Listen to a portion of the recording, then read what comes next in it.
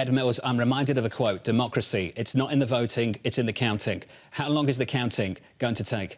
Well, if we go back to 2020, it took a couple of weeks before we were fully done. I think the question that I've been getting asked is, when will we know the outcome of the election? I think that it's going to not be tonight, probably not tomorrow, for an official AP call or other decision desk calls for this election. I do think it's highly probable by the time the markets open up tomorrow morning, we have a pretty good idea of who's won this election. So what states hold us back to knowing potentially this evening or early hours tomorrow? So, Annmarie, you talked about the different mirage states. The blue mirage states are out there are Arizona, Florida.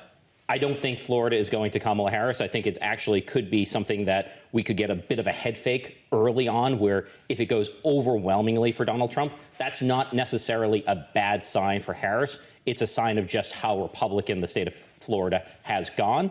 The red mirage states, where Donald Trump could look like he's ahead before Harris could ultimately win it, are the blue wall states: Michigan, Wisconsin, Pennsylvania. The big question for me is, if he's ahead in those states and leading in other states, does he declare victory? Who is still your base case right now, especially after that Ann Seltzer poll over the weekend?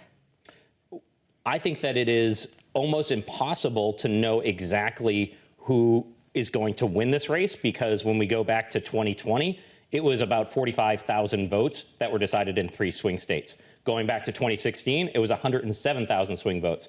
So if I was sitting here and out of probably more than 150 million people voting, knowing exactly what 10,000 people do in the state of Georgia, you know, it's not really knowable until we start getting some of these data that's coming in. I'm looking at a couple of counties in Indiana. We only have 65% in Hamilton County in Indiana, but Harris is up. That's a county that Donald Trump won by 7 percentage points back in 2020. Is that an early indicator? We're going to have to wait until we get a little bit more out of Virginia, out of North Carolina, out of Georgia, before we can kind of see if there is a trend that is being established here. Ed, for months, there was this consensus on Wall Street that Donald Trump would win. We have seen that baked into a lot of markets. We've seen that with the dollar. We've seen that with respect to small caps, and some people would say financials.